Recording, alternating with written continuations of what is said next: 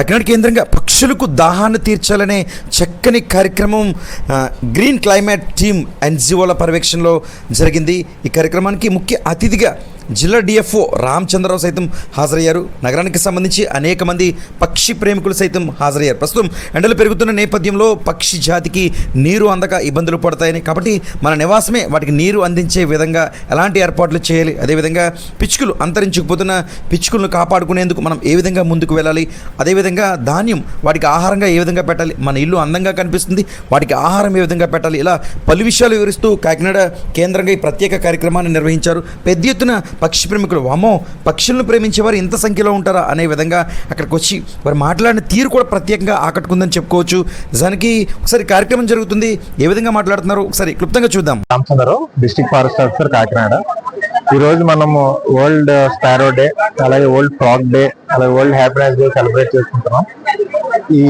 ఈ కార్యక్రమాలు, ఈ దినోత్సవాల సందర్భంగా ఈరోజు కాకినాడ జిల్లాలో ఇక్కడ ఎకో ప్లాంట్ గార్డెన్ వారు ఆర్గనైజ్ చేస్తున్నటువంటి, అలాగే గ్రీన్ క్లైమేట్ టీమ్ రత్నం గారు పార్టిసిపేట్ చేస్తూ ఆర్గనైజ్ చేస్తున్నటువంటి ఈ కార్యక్రమాలు ఇవాళ అటెండ్ అవ్వడం జరిగింది. రోటరీ క్లబ్, లయన్స్ క్లబ్ వాళ్ళు అటెండ్ అయ్యారు. ఎంతో సంతోషం అండి. ఇలాంటి కార్యక్రమాలు ప్రజల్లో అవగాహన తీసుకురావటానికి, ముఖ్యంగా పర్యావరణం పట్ల, పక్షుల పట్ల, ఈరోజు ముఖ్యంగా పిచ్చుకల పట్ల, వాటి ఎకో సిస్టమ్ లో వాటి రోల్ పట్ల అవగాహన పెంపొందించడానికి ఇలాంటి కార్యక్రమాలు ఎంతో ఉపయోగపడతాయి. ముందు రోజుల్లో ఇలాంటి మరిన్ని కార్యక్రమాలు ప్రజల్లోకి తీసుకెళ్ళడానికి ఎన్జిఓ సపోర్ట్ ఎంతో అవసరం.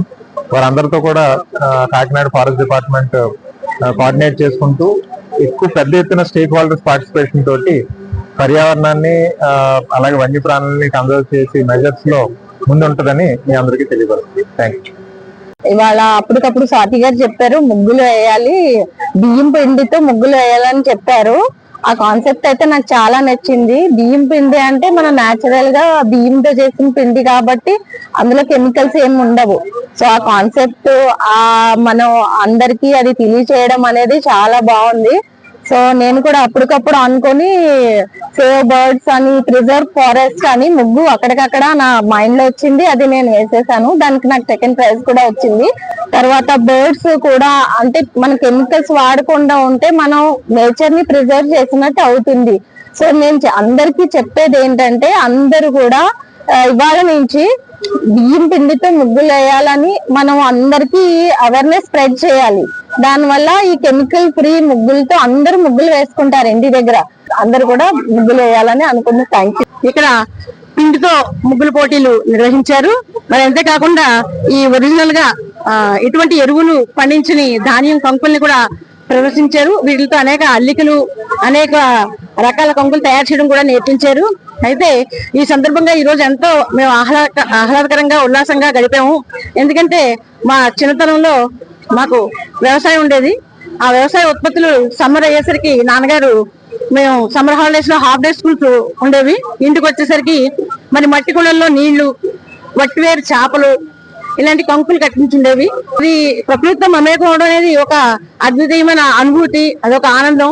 మరి ఇప్పుడు కాంక్రీట్ జంగిల్స్ లో ఈ పర్యావరణం అంతా కూడా కలుషితం అయిపోయి ఇటువంటి వాతావరణం తగ్గిపోయింది. అసలు వ్యవసాయమే తగ్గిపోయింది. ఎప్పుడైతే ఈ మొక్కలు, వ్యవసాయం అన్ని తగ్గిపోయినాయో ఆటోమేటిక్ గా పక్షులు కూడా మరి అంతరించిపోవడం, తగ్గిపోవడం జరుగుతూ ఉన్నాయి. మరి పిచ్చుక అటువంటివి మనుషులతో మమేకమై జీవితం సాగించేటటువంటి బర్డ్స్ అవి.